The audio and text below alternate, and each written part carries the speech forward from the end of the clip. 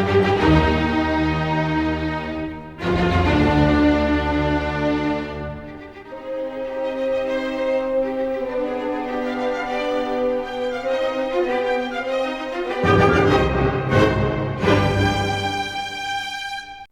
and welcome to Highkey Obsessed.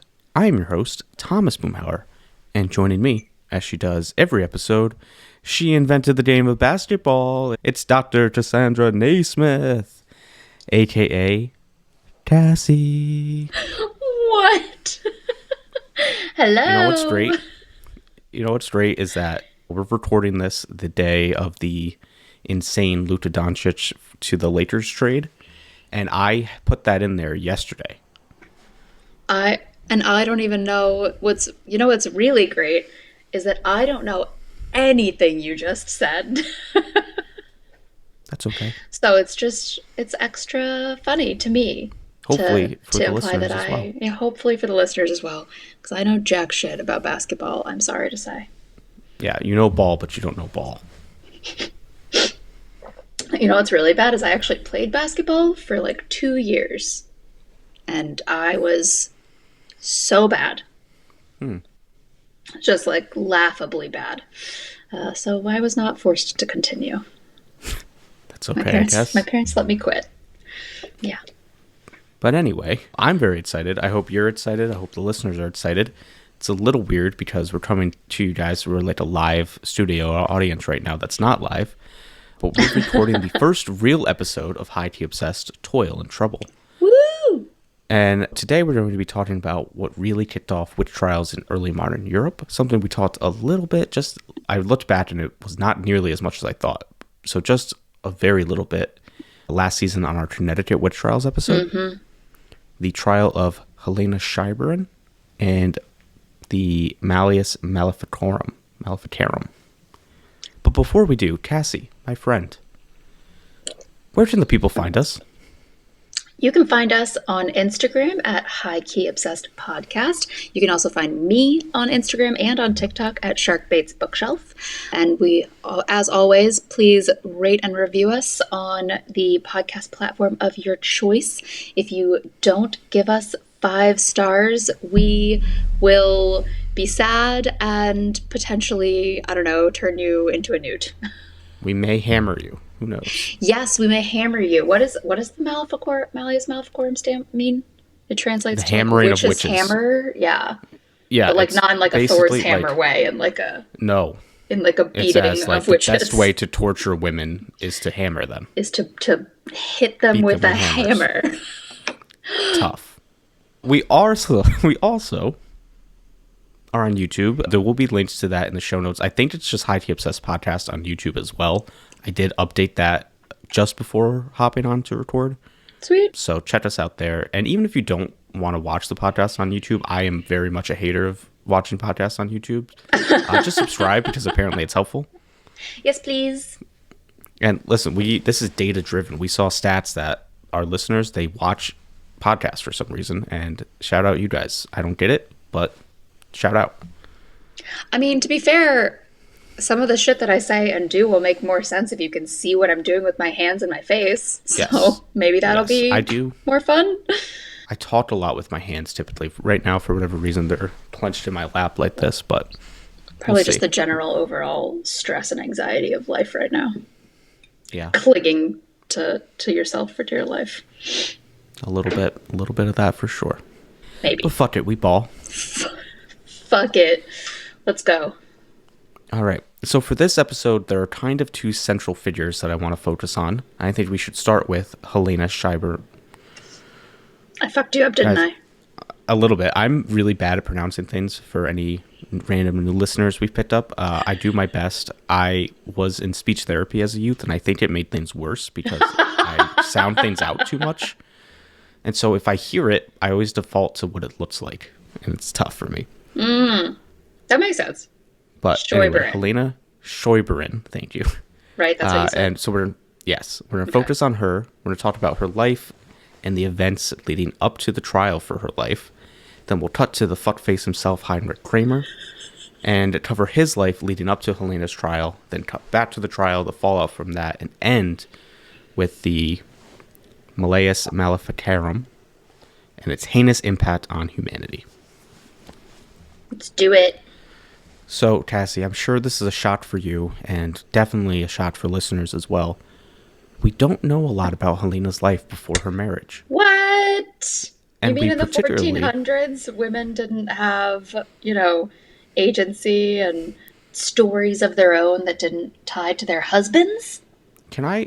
So this is a quick digression. One of the things that I learned recently is that apparently women would burn the letters that they wrote and received to avoid having some women, I should say, obviously, especially noble and rich women, and this is I think later than the 1400s, but would burn their letters and correspondence so that they could maintain that privacy and not have it examined. Interesting. Yeah. Well, okay. Fine. Anyway. I maintain. That's very fair. Very fair. But yes, so we know very little about Helena's life before her marriage, and particularly very little about her life before her trial. And besides the highest end people that we're going to talk about today, that's the case for all these people. We don't know a lot about common people in the Middle Ages in general and the Renaissance in general. She was married though to a town rich guy, right? Yeah. So she had a decent amount of status. Yeah. Yeah, we'll get into that. That's very important. So Dr. Marion Gibson writes in Witchcraft, A History in 13 Trials, which is an excellent book that came out, I think, last year. Helena was born and spent the entirety of her life in Innsbruck, Austria. And based on how her witch trial plays out and who she marries, it's probably fair to say she had at least a wealthy-ish background and upbringing. It seems like she was pretty educated in matters of the church. I would guess probably love of the game. She just paid attention to, church teachings, Reformation stuff going on at that period in the early proto-Protestant era. And not a formal schooling. Mm-hmm. But that comes into play later. It's very important for this. In 1477, she marries Sebastian Scheuber. We don't know her birth surname. It wasn't recorded. And her married last name was her husband's last name with the suffix "in," indicating that she was a woman, which is very interesting and reminded me of the goody good wife thing. Yeah, that's interesting. Connecticut witch trials. I didn't know that was a thing. Just kind of weird. Yeah, that her last name would change and be different. Right, than her husband's. Change and be different than her husband's. Yeah, interesting. Because, I'm thinking of, I don't know, Russian, their names, their first names are... Mm-hmm. Although, actually, I'm trying to think of it as, Ivanovich. Yeah. That is a thing in Russian family names as well, I feel right? Wasn't that a thing with the Roman names as well? It is. You're right. Names are weird. It is. So maybe we're the weird ones for not doing that. Maybe. But it was normal back then.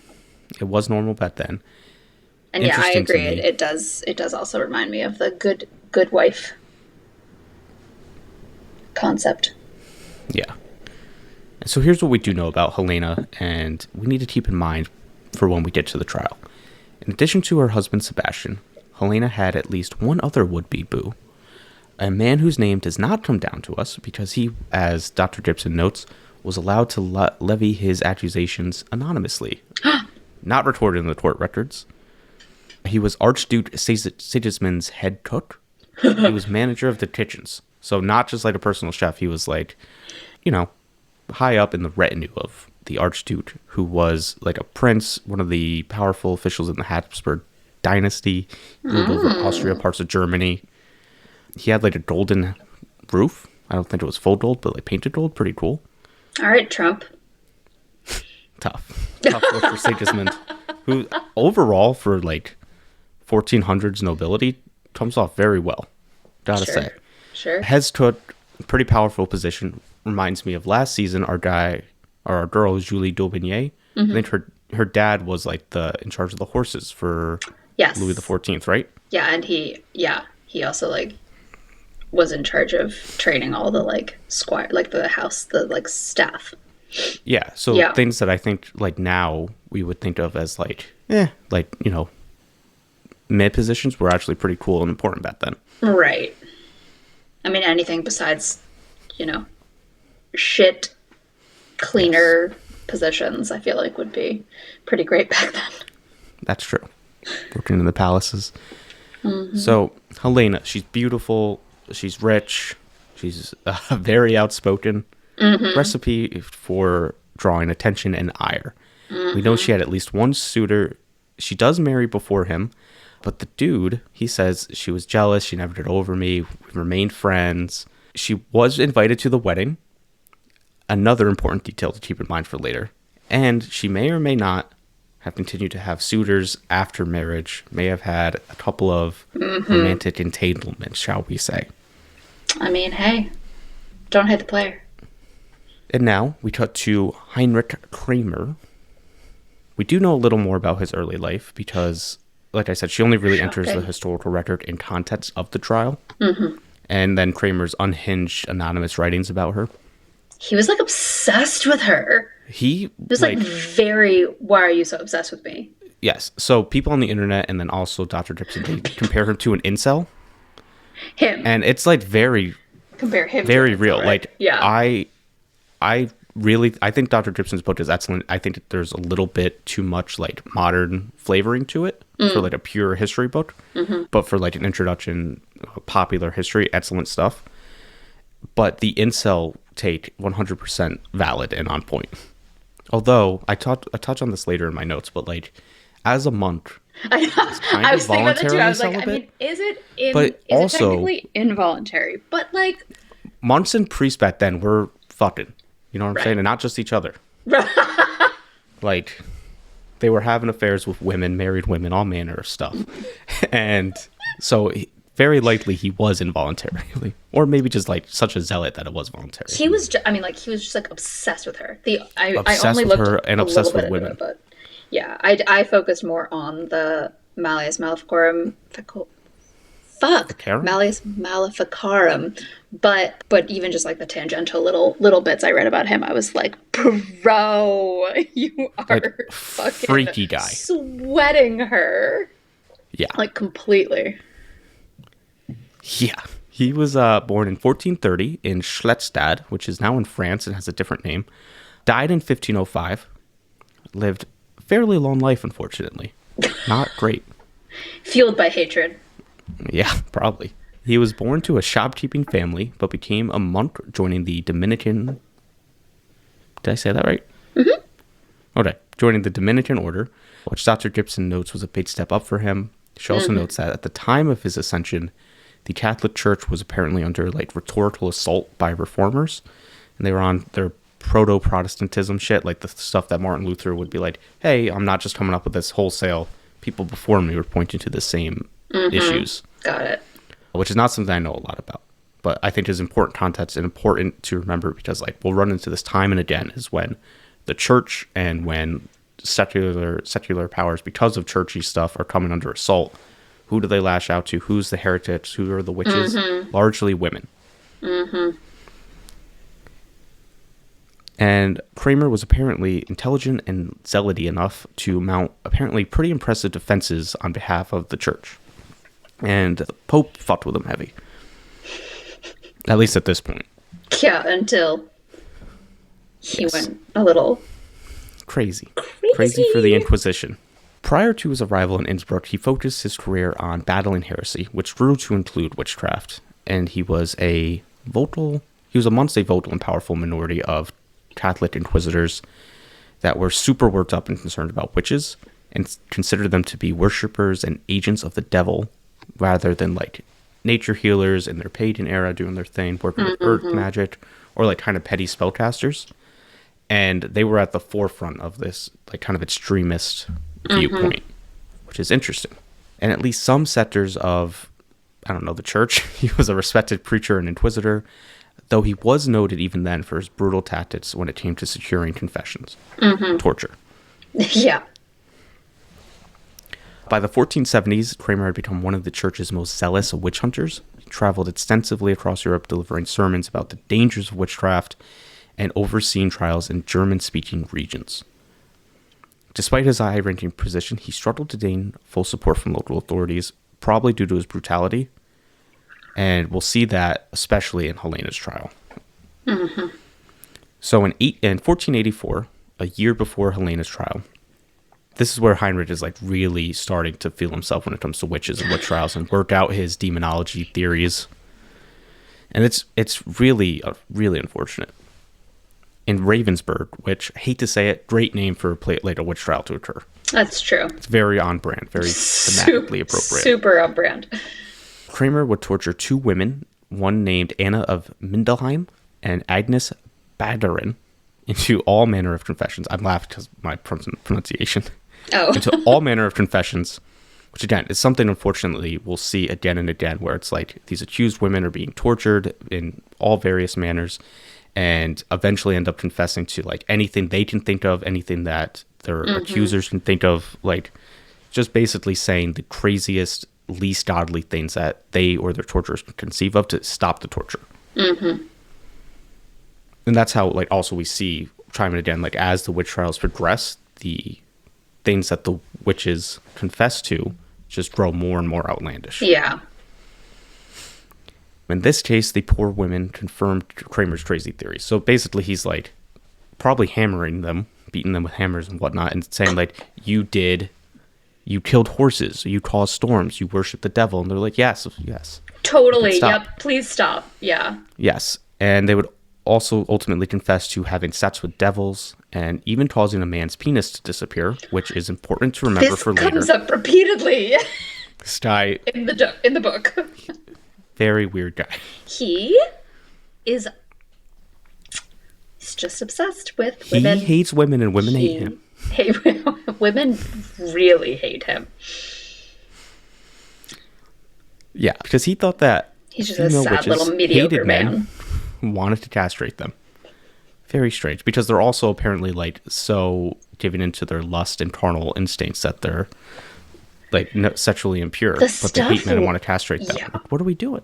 Well, and like the stuff we'll talk about it later more, but like there's like all the stuff about like they like take the male sex organs so that they can have sex with the devil, because like demons and like beings of spirit like can't, like they don't have semen themselves, so like they need it's so unhinged. Relax, doctor, or not doctor. Relax, Kramer. Relax. He's cuckoo for Cocoa Puffs.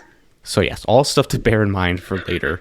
And that brings us to 1485. Kramer rolls up to Innsbruck, and it appears to be, much to the chagrin of Archduke Sigismund, who alerted his bishop, Georg Dolser. He's like, yo, this Heinrich Kramer cat's coming to town. Keep an eye on him. You know, he's got the authority of the Pope. We gotta let him in. We gotta let him do his thing. But just, you know, have your guys keep an eye on him. Make sure he doesn't get too crazy, run amok. Interesting. And the bishop, for his part, he was aware of Kramer and respected him as a scholar, because he, like everyone did really, and he also like understood that this guy had the papal bull, like the signature of the Pope, to do his thing. Right. And, you know, I don't think people were fully caught up on how crazy Kramer was, and so they assumed that he was like acting in good faith and getting these actual witch trial stuff, and they're like, holy shit, this guy's finding witches, nobody else can do it. So that's kind of my read on the situation. And then they see that he's crazy and they're like, okay, never mind. Got it. Yeah. So like he like puts on a good, like he makes a good first impression.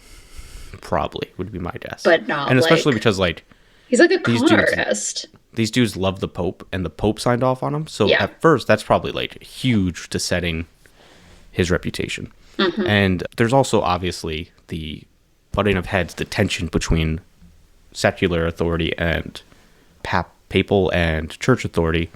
And so the Archduke and the Pope and Bishop Dolser's predecessor, they were having some issues. There was like a lot of tension between them.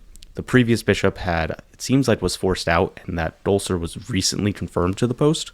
And so he is also going out of his way to play nice with the Archduke. Got it. So that's playing into it as well. Just, casual politics. Yes. Very intense politics stuff going on. And so, like, arguably the two most powerful figures in the leader, one secular, one religious, they more or less have to let Kramer do his thing, even though he's an outsider coming in and usurping both of their authorities a little bit. Got it. And they're a little wary of what to do with him, because they don't want to piss off the Pope, but they also don't want to let him run amok and make him, have him disrupt their peaceful communities. Mm-hmm. And that brings us back around to Helena and the witch trials.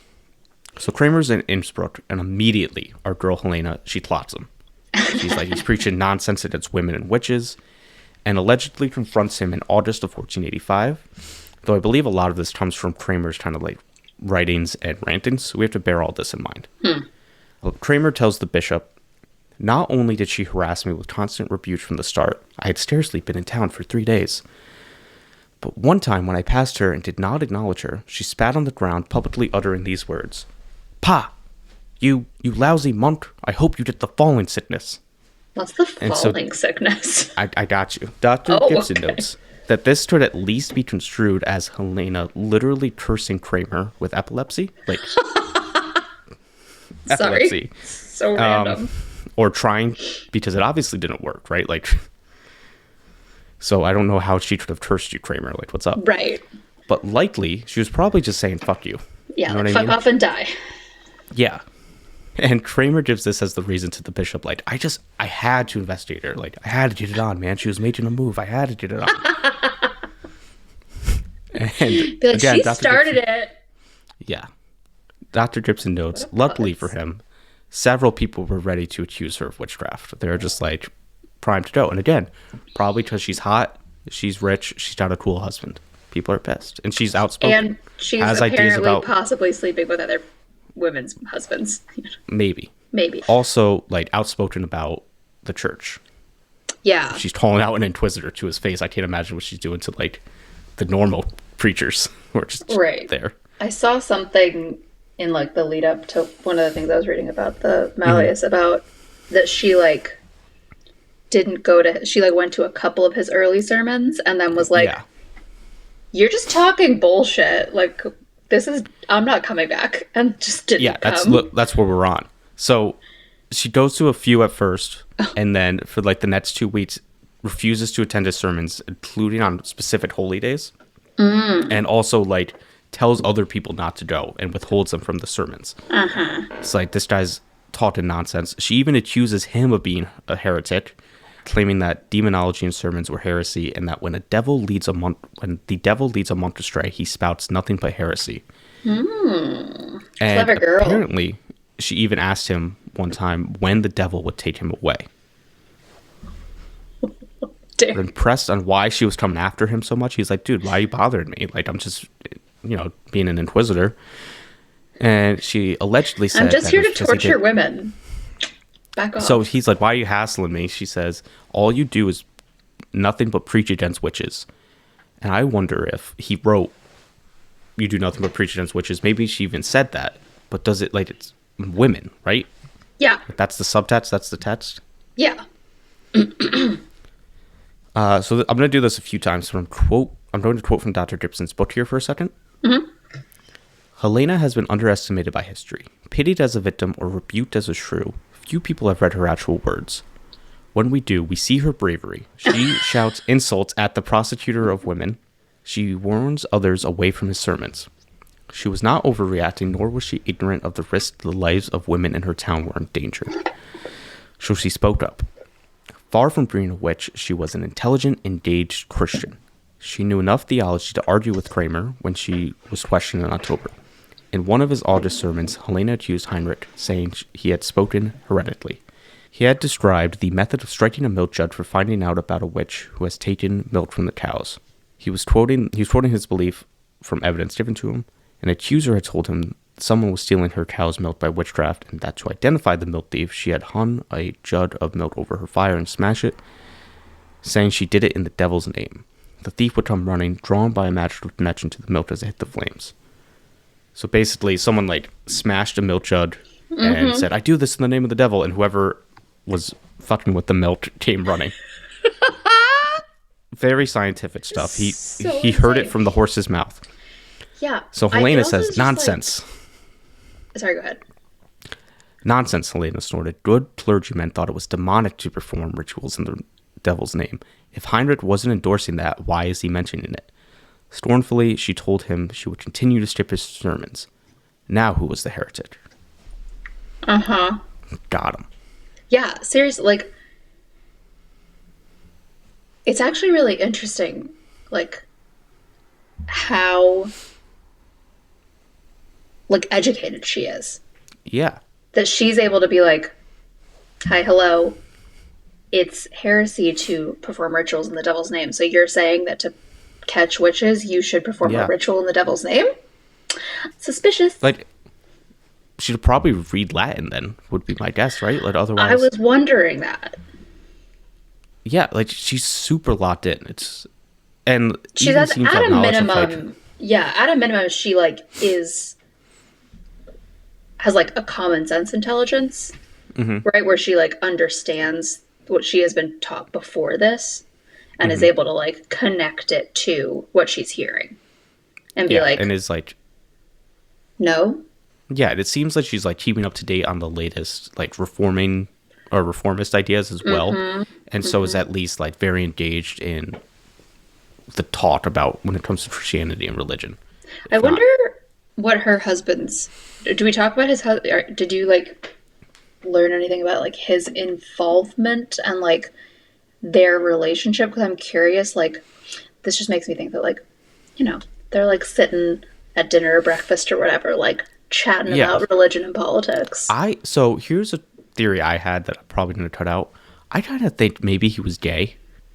Because, like, he stands by her through this. She's having affairs, like, all that stuff. And, like, he's, like, just a rich trader supporting his wife, paying for her high-powered lawyer. You know what I mean? Like, maybe there's something going on there. Maybe they were just tight. Maybe he's sleeping around, too. Who knows? Maybe he just loved her. And they had an open relationship. Maybe there was no affair. Maybe there was probably no fucking affair. Like, let's be honest. That's actually, like, she was probably, you know what? There was probably no affair. She was probably engaged in relations before marriage, whatever, and then married. She's a hot woman. Not a lot of hot women back in the day. Like, people are falling in love with her left and right and making up rumors. Yeah. Anyway, back to On the Record. No, I like that theory. It's interesting. I could see it.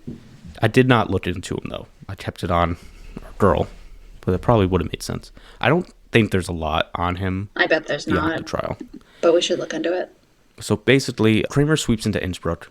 The leading secular and religious officials in the area are a little put off, a little wary. And he starts preaching extremist views and investigating leading figures, mostly women, for witchcraft and other heresies. And he would see 67 women accused of witchcraft and ultimately bring 7 of them to trial in October 1485.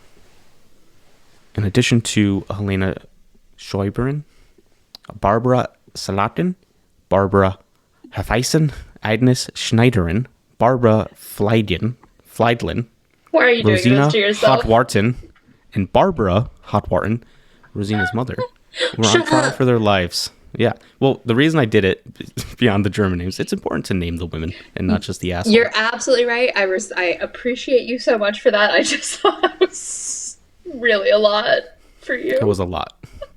But also a mother and daughter. Okay. Jeez, you did great. There was also, like, I'm skipping over a lot of, like, the fake investigation stuff because it's all just people saying random bullshit and being like, I found children's skeletons under my home after she told me I would and stuff like that. It's like, what? Or, like, you know, love potions and love spells and all sorts of nonsense. But now, and I'm going to paraphrase Lord of the Rings a little bit, something that Kramer, nor Archduke Sigismund, nor Bishop Goslar had intended or expected happened. History was made and the trials thwarted by a brilliant and brave woman. Love that. On Saturday, October 29th, the 7 women were on trial for their lives in a church court under the papal authority, overseen by a local bishop and with the political power of the Archduke hovering over it all. Kramer was to serve as the judge, despite the fact that he had levied the accusation and was convinced of the guilt of Helena, if not the other women as well. The bishop had several friends and observers present at the trial because he was sick, couldn't make it. And Kramer intended the trial to serve as a test case for his demonological theories and the best methods for rooting out witches. So he was basically hoping that Helena, who was going to be the first to stand trial, would, like, the questioning would go well in his favor, and that the court would agree that she should be tortured in order to garner her confession, and then she would be condemned to death. And so Helena's called up. Immediately, things get testy between her and Kramer. This is possibly more evidence of her reformist leanings, because she objected to taking an oath on an holy object, which is something that some of the reformers of the day held that view, that it was like sacrilegious to do. Obviously, not a great look at a witch trial, I would say, to refuse to swear on a holy object. Ultimately, she does do it. Probably not. So he begins his questioning relatively normally. He's like, where were you born? Where'd you grow up? Have you always lived in Innsbruck? Are you married? At which point she says that she was married and was married to Sebastian Scheuber, which is only noted because she said it. Like, she was like, yeah, married to a rich guy. And everyone, apparently there was like a reaction in the room from that. Like, people were reminded, like, he was not allowed to attend the trial. Her husband wasn't? No, none of their husbands were. Oh, interesting. They weren't allowed to, like, give defense. Yeah, it was gonna be, so it's basically like a trial, public. They're being questioned without anyone to defend them or, like, take up on their behalf, and just kind of yell at the women and question them until they confess or say something enough to be tortured. Okay. And yeah, so he then asks if she lives a good way of life, and she's like, of course. And then he asks if she had been a virgin at the time of her marriage. And this is where the twist comes in. She doesn't say anything. And one of the bishop's observers, Christian Turner, funny name for, like, Christian official Christian. The bishop, just like Christian Turner is such like a, I don't know, modern it's like name. It's like in fantasy when you get like a Henry Bob in the middle of, like, all the crazy stuff. Yeah. Yes. So he had been warned by the bishop that Kramer was likely to take an unsavory bent to his questions. And remember, the Archduke had been like, don't let this guy do whatever he wants. Like, keep an eye on him, make sure he's not popping off too much. Mm-hmm. And so Christian Turner intervenes. He's like, move on. The sex lives of Innsbruck's leading citizens, and he says leading citizens, are not, he says the sex lives of Innsbruck's leading citizens are private matters and not for the court. Interesting. And then Kramer starts to move on, and Turner's like, hold on a second. There's some procedural oversights going on here as well. Weren't you supposed to prepare written charges to be investigated by the court? Where are they? Why haven't you prepared them? And Kramer's like, I need 2 hours recess. We'll reconvene at 11. I have to go. My dog ate my homework. I have to go get it. Just trying to illegally prosecute these women. What a piece of shit. And now you're probably wondering, what with this line of, like, why is he getting into this line of questioning? Why bring up her virginity? Why bring up her sex life? Mm-hmm. Remember that head cook we talked about who had been a suitor of Helena? Yes. Who's not in the records? Yes. He apparently said that Helena had always fancied him. Despite the fact that she got married first, she was jealous that he got married. Yeah, I was wondering about that earlier when you said that like, he said that she was jealous. I'm like, bro, wasn't she already married? She was already married, and they've remained friends. She was invited to the wedding, which, like, probably because her husband was also one of the leading men, like, even if they hated each other, she'd probably be invited to the wedding. Right. But at the wedding, she apparently told the wife that she wouldn't have another happy day. Which I kind of took it as maybe this guy's a piece of shit and she was warning her. Yeah. But Dr. Gibson was like, maybe she actually said it, first of all. Maybe, like, she was being a dick and was telling her, like, fuck you, I should have married him. Maybe she didn't say it and was just made up because the wife was jealous. Mm-hmm. Or, any other number of things. Or, like, maybe she is kind of a mean girl. Like, I'm getting very Regina George vibes. It's possible. Like, maybe she was just stirring the tea. Like, right. Getting a little crazy. And but that doesn't make you a witch. Yes. His wife apparently had not had a healthy month since the wedding. It's just sickly. Tough look. Bad look for Helena. Yes. What's more, she had been accused of casting a love spell on a local knight who had apparently been obsessed with her. And Helena may have carried on an affair. Yes. Okay. Yes. Before the knight ultimately died. Oops. So. Oh, is this the one? I saw this too. The guy that, like, his doctor told him to, like, stop seeing her. Yes. So I'm like, bro totally got the Sif. Like, Maybe. or I don't know, the pox. As is probably more likely for the time period. But And then also once this happens, like, accused of other affairs, other attempts of, what's the word I'm looking for? Seduction, and various insane witchy deeds. But by pursuing her alleged sexual misconduct, Kramer had misstepped. No one was trying to hear about that. Additionally, this case is rare in terms of some of the witch trials we're going to talk about, because it seems like the husbands and other men stood by their wives and, sisters, mothers, daughters, what have you. And they stood by them, stood up for them to the extent that was legally permitted, which made it harder for Kramer to get to them. Like, they had advocates not letting them be tortured and mistreated while they were jailed, though they were jailed. do you feel like this is because, like, one, it's maybe he went after someone who's a little too powerful to start, but, like, it's also, this is really, like, the first witch trial like this. Like, this hadn't really happened before. Like, not that women and even some men weren't accused of being witches before this, but, like, they weren't, there wasn't, like, fear of a death sentence. There wasn't fear of torture, Yeah, I think because, like, as, like, in the Connecticut witch trials and others, the people who stood up for the witches were immediately witches themselves. Right. But, So like, that's none of that sort of, like, here. none of, like, then that, also, like, frantic, what's the word I'm looking for? The, like, fervor of, like, the next 200 years hadn't happened yet. Yes, and then also, like, they're insulated a little bit because there's that tension between the Archduke and the previous bishop and the Pope. So, like, the Archduke is kind of not necessarily, like, outwardly protecting them, but, like, the church doesn't have carte blanche to do whatever they want. Got it. Either. So I think that probably plays into it. Makes sense. So 2 hours are up. The recess is over. Kramer comes back. He's ready to pounce and destroy Helena's life, possibly kill her. Except, guess what? Our girl lawyered up. Enter Johann Merwort, a fucking church law specialist. Merwort? Johann Merwort. I love that name. A church law specialist. He'd arrived. He's taken up the case. Baller. Dr. Gibson describes him as a high-paid, like, legal advocate. Okay. He explains that he would act as the legal representative for Helena and the other accused women.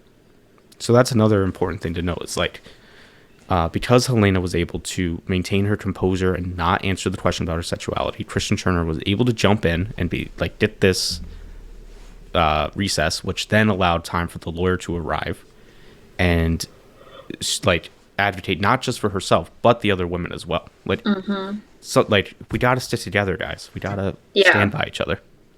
Like, no turning on each other to, like, get out of anything. Yeah. Everybody. Right. Looking at the camera. Yeah. And our guy Johann, he eviscerates Kramer. His inquisition had not at all proceeded along the proper guidelines. He had a notary from a conflicted party. He hadn't prepared the proper articles or the proper accusations. He hadn't investigated properly. And he even, at the end of this whole tirade, he's like, this is wrong, this is wrong, this is illegal, this is wrong. He asked for Kramer to be taken into custody and arrested for his failings and misdeeds. Lawyered. At which point, again, Christian Turner intervenes. He says, maybe we take a beat. We delay the case until Monday so that I can review it. I can bring it to the bishop. And Kramer's like, I'm the judge. I need time to review this. Let me reflect on this myself. Shut up. No. So, yeah, you know what? 2 days sounds good. Let me reflect on this new news as well. Oh my God. It's just kind of funny because he's, like, technically in charge there, but very clearly not. And so, if you recall, it's in the town hall. There's people overlooking. We reconvene the case. It's Monday. It's in a private home. It's not the town hall anymore. What? It's basically a closed hearing. We're keeping things hush-hush. Essentially, the trial was declared illegal. The women were released. The Archduke, great guy, had paid, I'm paraphrasing the props that he has given in his own legal document, had paid the women's legal fees and the expenses of Kramer's so that he can go home. Like, I paid all your dues. Get the fuck out. I didn't have to do that. You can go home, brother. It's all good here. We're all good. Wow. And again, I'm going to quote Dr. Gibson because she explains it really well. Sigismund was a clever politician. Attempts were made to offer Heinrich a face-saving exit, making sure the Pope did not take offense. Mm-hmm. Each woman was made to swear to Christian Turner she would not flee from any further trial and would abide by church law unless she wished to be judged guilty. Each provided signatures from several male guarantors who in effect posted bail for her. The guarantors swore to pay a large fine if the women fled, and that the women jointly or separately by themselves or through other persons will not inflict or cause to be inflicted any insult or harm on the Lord Inquisitor. So basically, Helena, stop talking shit. Stop talking shit and also don't curse him or kill him. Don't curse him with falling sickness. Well, that's so Heinrich funny. Would have nothing to fear from either magical or legal that's so funny. Magical or legal revenge, and would be allowed to bravely run away. On Thursday, November 3rd, in Innsbruck's council hall, once again, in full view of the market traders and the burghers in the fine houses, Sebastian Scheuber guaranteed Helena's compliance with the court's decision, while various other men stepped forward to similarly back the co-accused. We love an ally. I also love Bravely Run Away. That's definitely a Monty Python reference. Yeah.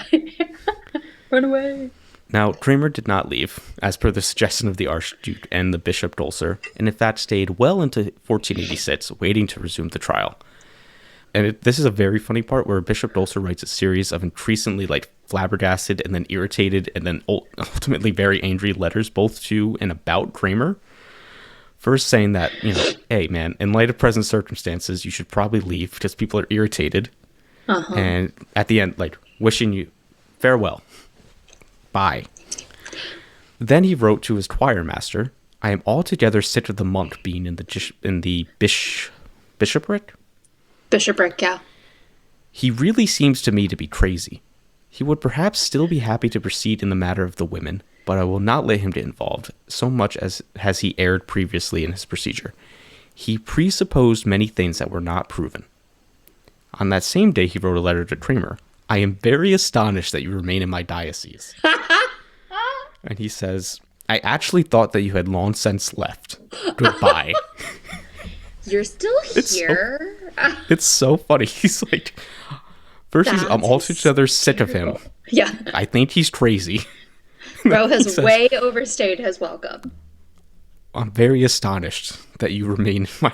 I am so funny. Astonished that you are still here. I thought you'd left.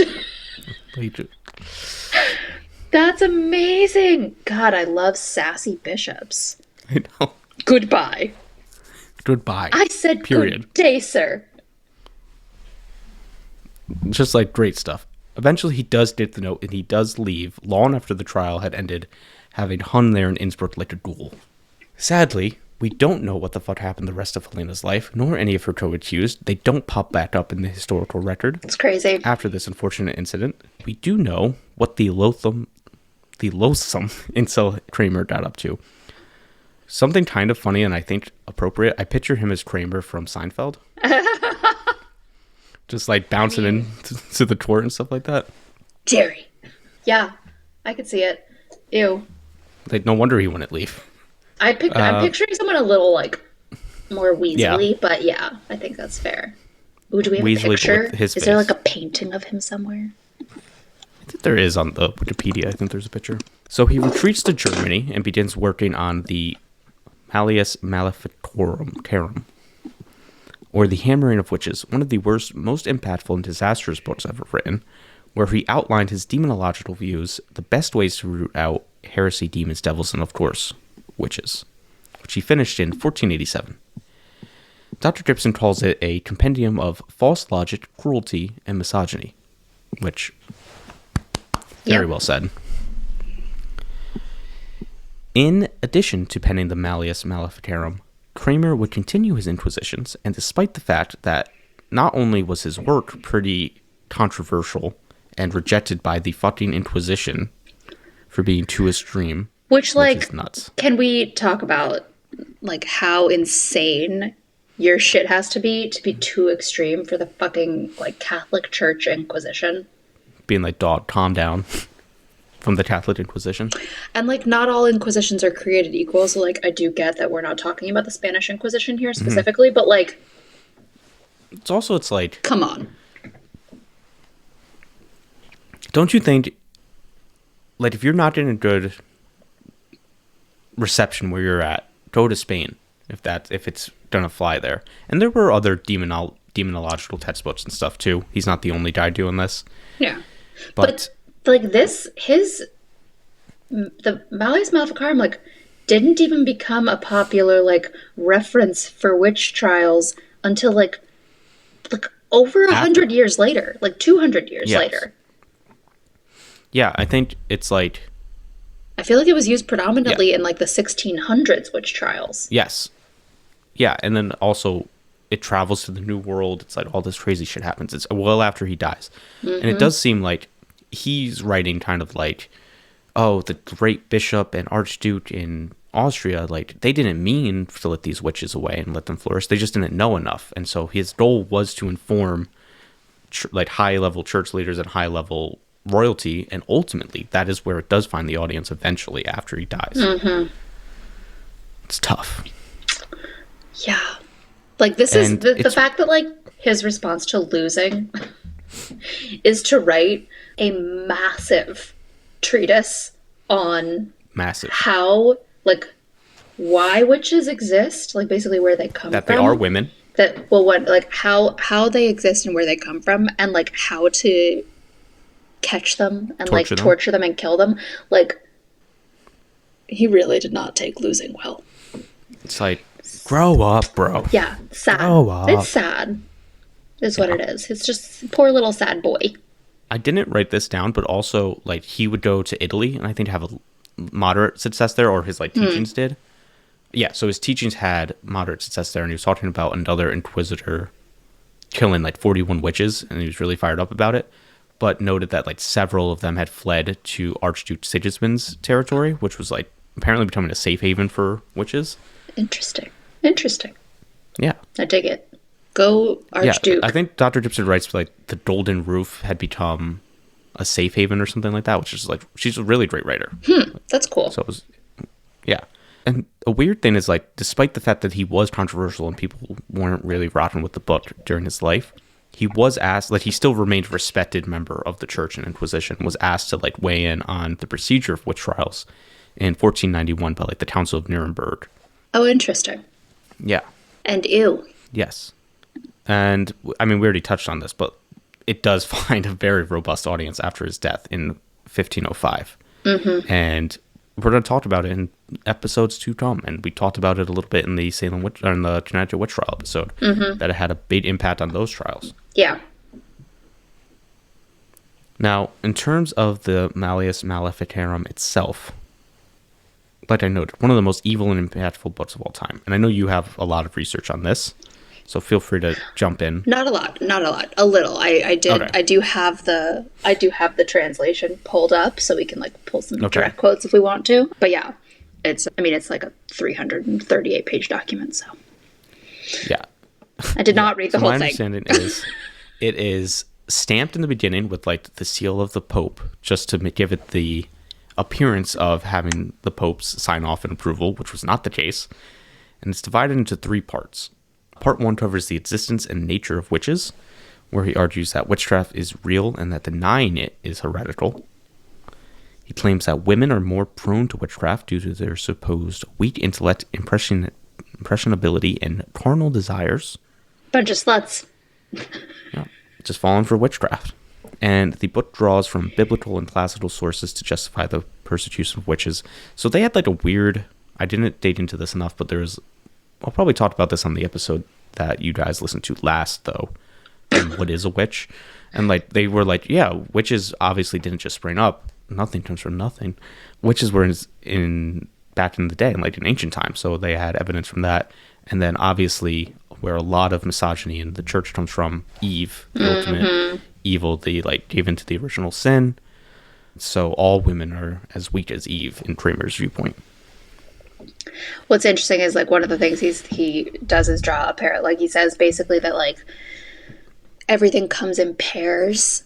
right? That everything has its good and its evil correspondence. So it's like God and the devil, Mary and Eve, and then women and men. Or excuse me, flip that. Tough. Men and women. Like men are like, and the way it's explained is that like men in this context are synonymous with like virgin, which I'm also like, bro, you're outing Like, yourself a little bit here, see you later, my virgin. dude. And then women are Got 'em. like the slutty, you know, bad. Not that being slutty is bad, dear listeners. Fellas, is it gay to be horny? Pringles says yes. Seriously, I mean, in what world? Anyway, sorry, we're not going to go down that rabbit hole. But yeah, that was one thing is like, that was really interesting. Is like the God, the devil, Mary, Eve, and then men and women being like the good, evil pairings that he tries to like.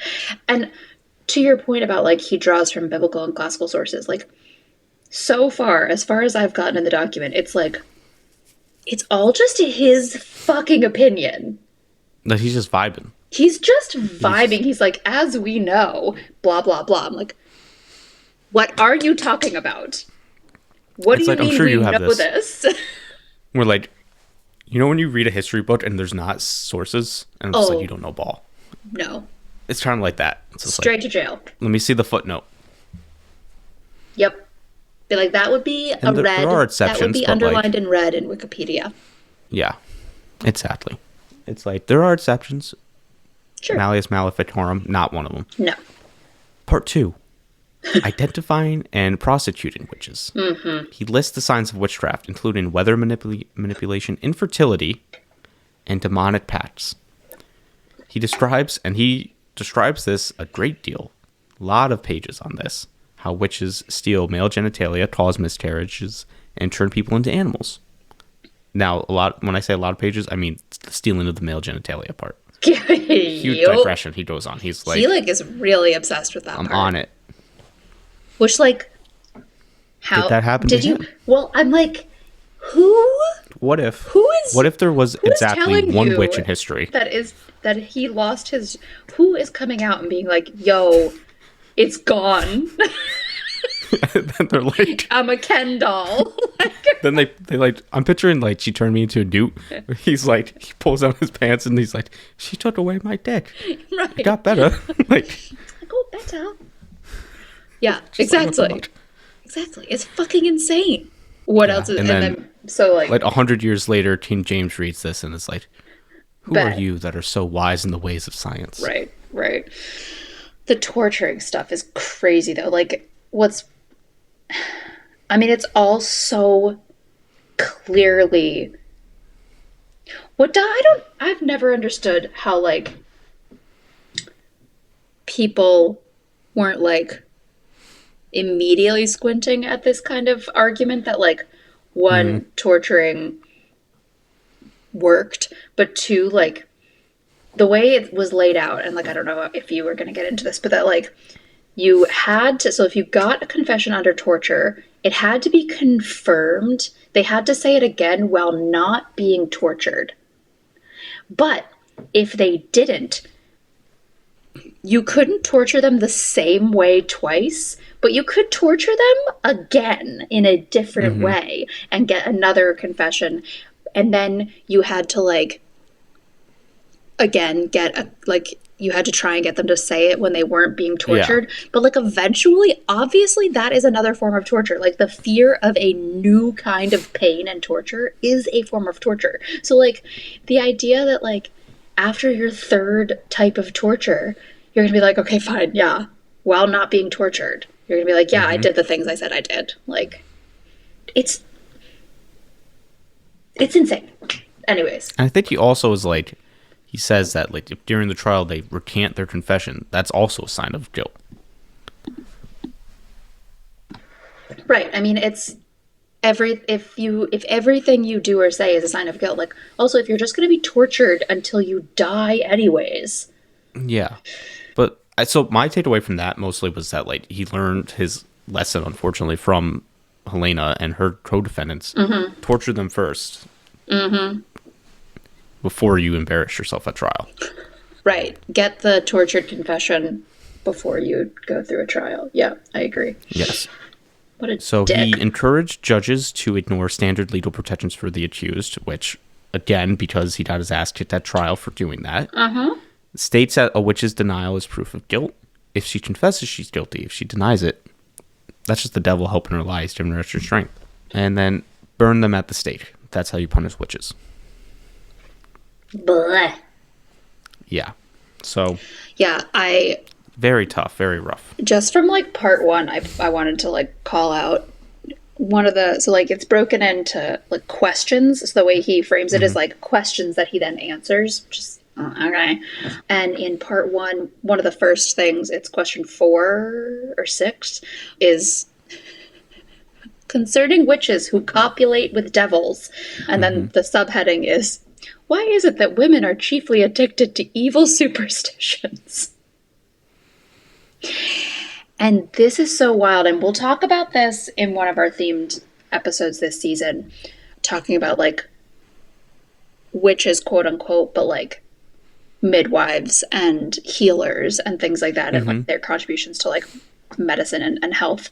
Really, really targets and focuses throughout the Maleficarum on midwives.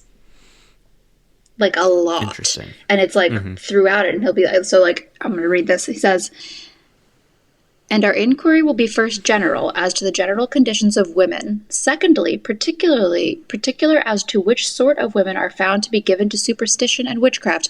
And thirdly, specifically with regard to midwives, who surpass all others in wickedness. That's weird. Is that not the most insane thing you've ever heard? Midwives being said to be the most wicked of all women. Yeah. And it's because he claims that like one of the like most common things that witches do, specifically midwives, is cause abortions / miscarriages. That like that's one of their ways of like sacrificing to the devil, is to like sacrifice a baby, or if the baby's birthed, giving that baby, dedicating that baby to the devil. And that's how witches are made, is those babies are grow up to be witches. It's just like written novels. You know what I mean? Like, what are we doing? He's a putz. Yeah. Yeah. And like, I'm trying to remember. Yeah. I mean, it's just midwives being wicked makes me the most angry.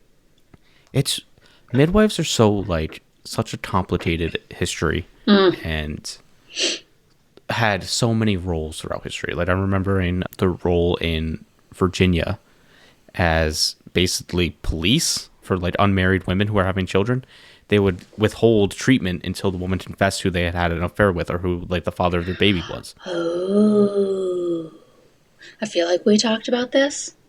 We definitely did at some point. Yeah. But, you know what I mean? Like, just the hypocrisy and double standard of like when men have chosen to believe women and when they've chosen to give them legal standard or standing versus not. And like, it's okay to be a midwife or a nature healer in certain cases, but then the second it's a bad outcome, or like you even marginally usurp the power of a man or a doctor who is probably fucking bleeding you to death. Right. Like, then she's a witch and she should go to hell or be burned. It's crazy.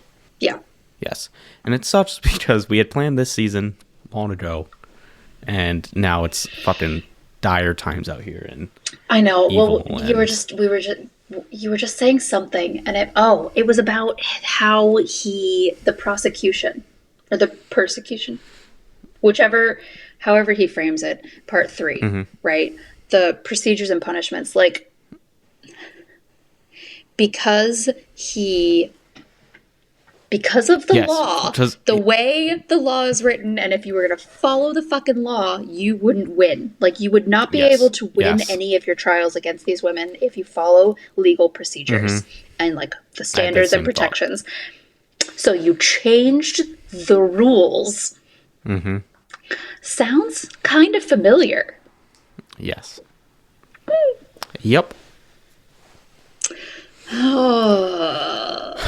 Anyway, Cassie. Yeah. This week, we're Highkey Obsessed with... besides, you know, having mental breakdowns and existential crises, we are high Yes, key we are obsessed. recording this in February, early February. Yeah. And that's the first, like, I don't know, is it even 2 weeks We're yet? 2 weeks Trump into the 2? Trump presidency, minus a We're day. 2 weeks into Trump 2, and it's been as bad, if not worse, than anyone should have thought. So, yeah, we were obsessed with, like, dealing with that, and how do We're we coping. cope, and also fucking resist, fight back, be annoyingly hopeful, and all that bullshit. Like, Yeah, we're for not sure. giving in. We're not letting this shit happen. For sure. I am, well, so to that end, I am high-key obsessed with Good Trouble on TikTok, as always. Okay. I also found out he has a OnlyFans, and I'm very tempted, but that's a digression.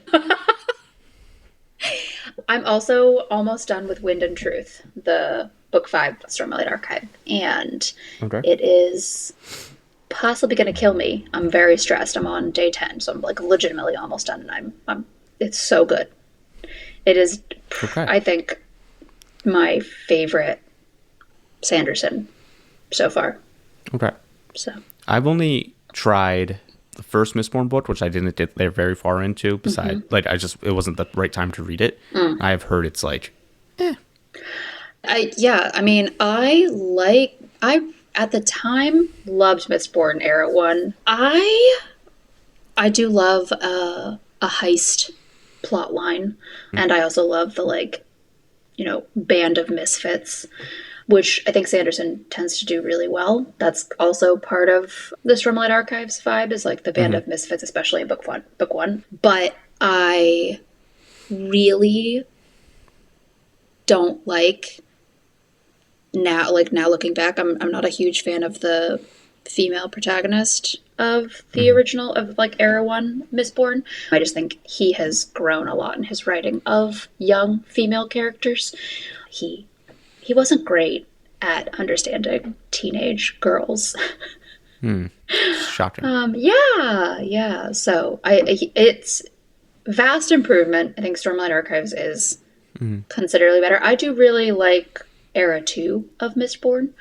And again, similarly, his handling of young female characters improved even from Era 1 to Era 2. But this book is insanely, I mean, it's insane. It's huge. And that's saying something, because I want to say Rhythm of War was also huge. And this is, I think, bigger than that. And like it's like Bible pages. Oh, so The paper is cheap like, and thin? I mean, I don't think it's cheap, but like really thin pages. Like you can see through. I like held up all of chapter 1, and you can like see through it. You can see the number for chapter 2 through all the pages of chapter 1. Oh, wow. Yeah. That's pretty crazy. It's a really thin paper, and it's still like this big. Nuts. Yeah. I got someone Red Rising as a birthday gift, and I was pissed because it Spreading was the like, gospel. well, that, but also like the paper and like the printing and the binding was much nicer than when I got it like 10 years ago now. I was like, this is bullshit. Did you get them the 10th anniversary edition? No. Oh, okay. That a normal standard edition. Anyway, what else are you highly obsessed with, if anything? What am I high-key obsessed with? Oh, I finally am watching Chaos on Netflix. What's it called? Jeff Goldblum's Zeus Oh, mythology. Okay. It's really good. I will say it's about like the Eurydice, Orpheus, like that's part one of the subplots. So every episode I'm like singing Hades Town in my head, and like every time he says her name or anytime she says her name or he says his name, I'm like, I'm Orpheus. Just like immediately have to go listen to the soundtrack to Hades Town. So that's been distracting me from actually finishing the show, but I am now very sad that it's not going to have a second season, because I'm almost done with season 1. That reminds me of what I'm obsessed with this week, which is another excellent Netflix show that was canceled after 1 season. And I had watched it before, I think right when it first came out, and then have been upset every day for the last 6 years about it, and that's Daybreak, which is a Netflix kind of zombie comedy show where bombs go off and almost everyone is melted. Some kids and teenagers survive. Some grown-ups survive as zombies. And it's like all the cliques at school go to war with one another. But it's a very funny, and it's like a couple months after that. So you're dealing with the fallout of like they've already had their war, they've established their territories. And we zoom in on like one loner kid who turns out is the classic doesn't want to be a leader but is trope. And there's a gay black samurai who is very funny. Okay. And there is a very annoying little blonde genius girl who is very funny and swears like a sailor, which it's like it kind of threads the needle of bouncing back before like genuine annoying Gen Z stuff and satirizing it, but also being very genuinely that in of that culture. Yeah. And then also being like a little cringe because they have a 9-year-old girl swearing a ton, which it's like it's fine, but it also sometimes doesn't seem real and genuine. I cursed a lot when I was 9, so that would probably vibe with me. But right. Well, there is that, but also like sometimes it's okay. Relax. A lot, like, yeah. No, humans don't talk like this. It's performative. Got it. I love it. I think it's like very, very close to if I actually was given several $1 million to make a TV show, what I would do. Interesting. Because it's fucking crazy. Okay. And there's like themed episodes randomly and stuff like that. It's awesome. And the other thing I'm obsessed with this week is Origin by Jennifer Raff, which is a genetic history of the peopling of the Americas. Because I'm on a deep dive into early American history, starting from literally as early as we can go until like Teddy Roosevelt, roughly. Because I want to focus on the Civil War and its fallout and how it led to the Gilded Age and kind of where we find ourselves now. Because I really think that the fact like the South lost the military conflict that was the Civil War, but won the ideological battle in a lot of ways, especially after the Civil War. Well, and how we're wrestling with that ever since. I have so many thoughts. So yeah, Origin is excellent, and I learned from it that apparently Europeans had this theory that the soil and air in the New World was degenerative, and that is why the people and the crops and the livestock and animals were smaller than they were in Europe, which was objectively false. Yeah. And that like Thomas Jefferson and Benjamin Franklin... Did they not see a fucking buffalo? Yeah. So I think there were like some of the livestock or crops that the colonists, the settlers, were growing were smaller. Because they're not because fucking they didn't know what to do. Yes. And that too. Yeah. And then... Idiots. That overall wasn't the case. And then obviously, like, the indigenous peoples were growing, like, fucking bonkers crops that even the most racist American Army people were writing about, like, this is the most glorious field I've ever seen. These houses are awesome. These villages are awesome. These savages truly have no culture. I was like, Dad, what? You're just talking about how great they are. You just contradicted yourself, you putz. But anyway, so, like, Thomas Jefferson, Ben Franklin are like, can't let this stand. Like, we just started a republic here. They're going to think we're going to degenerate and become idiots in a couple generations. And so they wrote these, like, huge, elegant defenses of, like, Native Americans and stuff just to prop themselves up. And they brought stuffed animals to Europe and, like, hey, measure this shit. This elk is huge. It's bigger than anything in Europe. And it was just crazy because it's like, by the time of the early 1800s and late 1700s when this was happening, Europe was fucked up. They had killed everything there. So nothing there was big. Like, it was all pollution and dirty and gross. And then their philosophers, their enlightened philosophers were like, America sucks. Everything there's small and dumb. Well, now everything here and is I didn't big know that and somehow, dumb. but it was just funny. It was just like, what the fuck were they talking about? What the fuck were they talking about? I think that's so wild. Yeah. Such an insane argument. Or claim. Yeah. It's just an insane claim. Yeah. Anywho. Just like, literally, everything we know is that the indigenous people are like, who are these tiny, gross men who are tiny and gross? Tiny, dead pale, fish, filthy, pale-looking humans, creatures with their gross teeth. Indigenous people were taller, healthier, weighed more on average. Like, every metric were more physically fit. Right. And not smaller. Even just like, And they had killed all the animals. What deer are they talking about are bigger than the... Right. So crazy. Anyway, sorry. It's just something that's mind-boggling. It's so insane. Like most of what we're going to talk about this season. Exactly. But that's it for us today. Again, remember to follow the show on Instagram at Highkey Obsessed Podcast and to follow Cassie at Sharkbait's Bookshelf. Don't forget those 5-star ratings and reviews on the podcast platform of your choice. If you don't give us 5 stars, we're going to call you a virgin. And it's going to be derogatory. Be sure to check us out on YouTube as well. Subscribe there, even if you don't watch the videos. Tell a friend if you love the podcast. Tell an enemy if you hate the podcast. And tune in next time for another thematic episode, digging more into the connection between anti-women sentiment and the rise of witch trials and witch hunts. And until next time, remember, stand by one another, stand with one another, and together we will find a way through all this bullshit.